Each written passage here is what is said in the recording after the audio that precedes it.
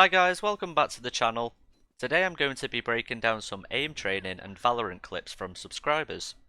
It's something I like to do with my own clips normally, so it's going to be interesting to apply the same methods for other people's clips. Hopefully the idea is that someone else may be able to pick up on something that you might miss, and I've been given advice loads of times on things I didn't even pick up on myself. I'm looking to tackle both aim and decision making in these breakdowns, and from my previous videos you will already know about some of the analysis I do for myself, such as reactive firing, or crouching habits like with that KO kill just now. First off we have Z0xy and we'll be showing his Gridshot run. The format I'm going to take in this video is to show you the whole video first, and then to dissect each area and break it down afterwards. So without further ado, clip number 1. This is what I train for.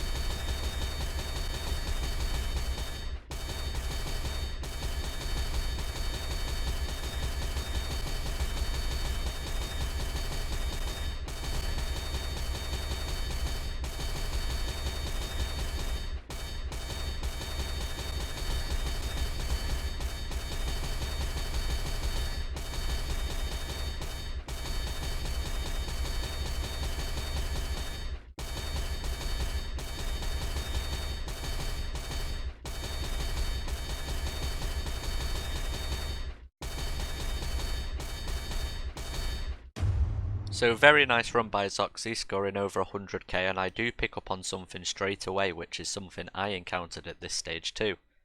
For the close-up targets, you should be able to eliminate these much quicker. At these higher levels of speed, you need to be addressing the distance of your targets and mapping that back to your skill. Because here's what's happening. The close targets are being dumbed down to a speed that you feel comfortable hitting the longer range targets with. So that whole run then follows a set rhythm. While this is okay for training your flick speed in general for scores leading up to 100k, at this stage you should be looking to push beyond that. I do notice though that in places the faster eliminations are happening, like with these two targets here.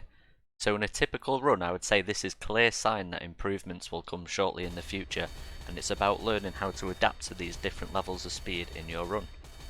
So what I would be looking for here is to replicate this speed in any area where the targets are bunched up. Here we're going to look at the level of waviness during the high speed flicks. The aim is being monitored by the player midway and corrected. If the final aim position passes the player vibe check, then the player is going to left click and shoot. I also believe the cause of this is your forward pathing, or more so paying greater attention to what you're going to shoot next, so that the actual shot on the current target is kind of neglected, and this is our subconscious approach for speed. You've worked that shot up to a consistent level so you become complacent in that you can hit it a lot of the times anyway. However, the better approach here is to still focus on that individual target.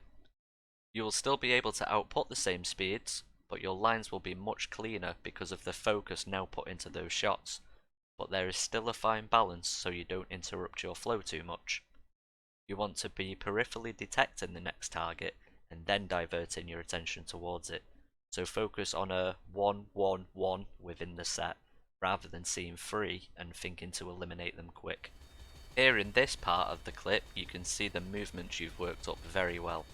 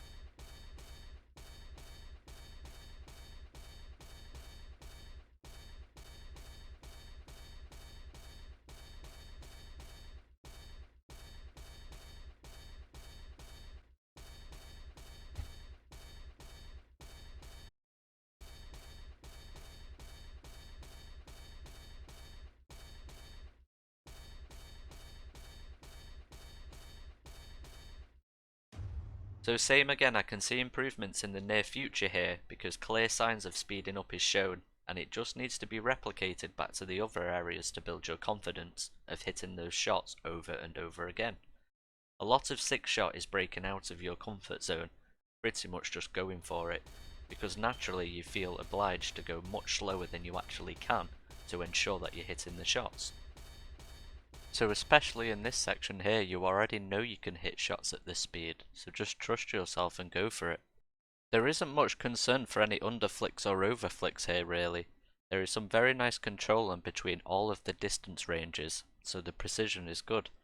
The only thing I can point out is that the final part of the flick is much slower in comparison to the actual flick. So with the given method of static targets here, which is flick the distance fast and then slow down towards the final part, you have some good speed initially, which is what you have been training, but still that final part needs to be improved too.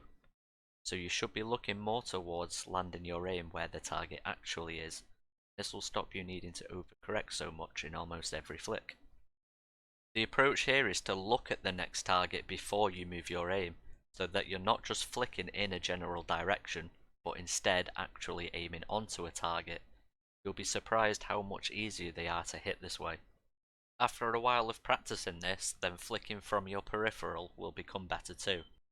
Overall, it's a very nice run, but I think you can hit a much higher score soon if you can manage to fix those corrections.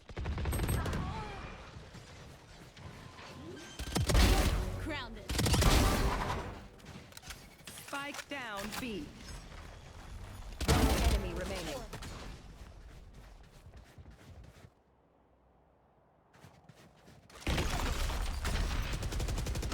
Last player standing.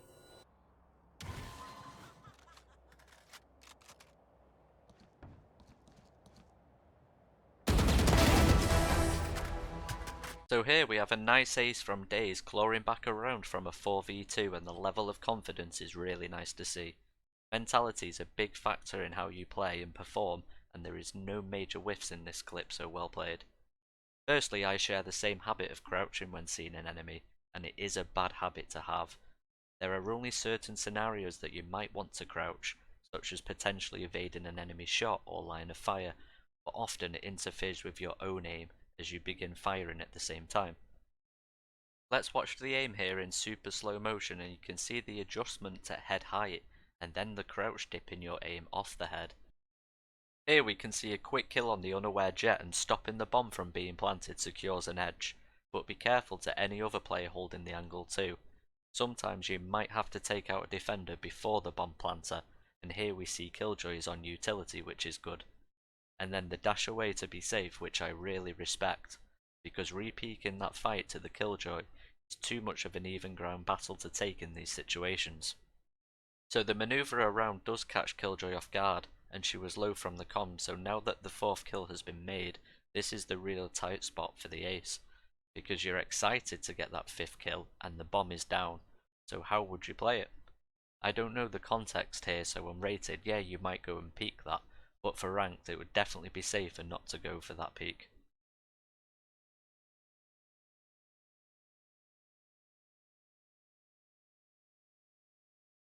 Night night.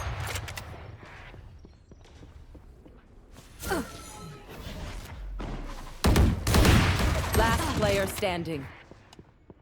What's this? Ooh. 3.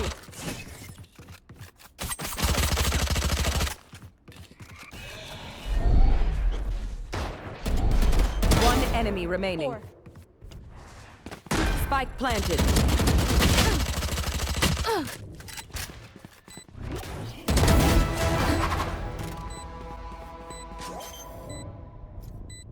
Another nice ace this time from Omkar, so positionally and making those shots to even out the numbers was exceptional.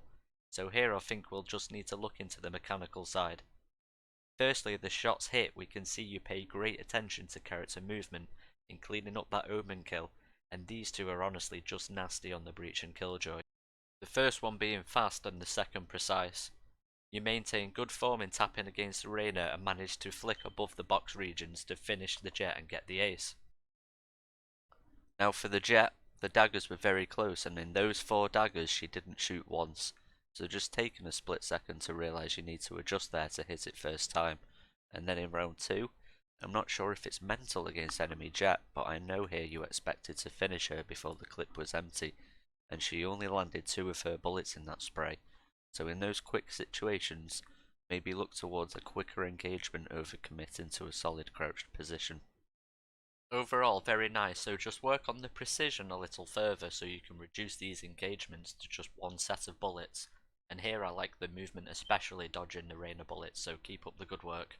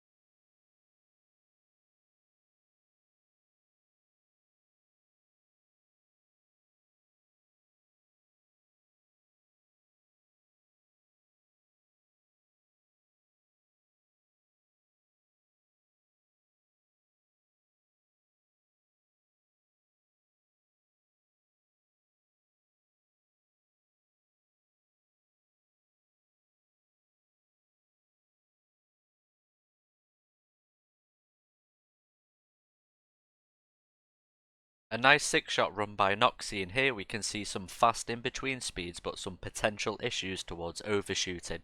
So there are a lot of corrections happening here, and it's something I face too when I'm going faster.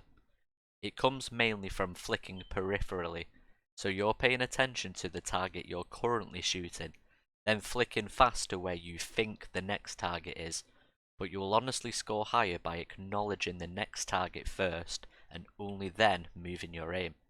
And then you will pick up the peripheral side subconsciously. You'll see then that you're not landing next to the target and on it instead.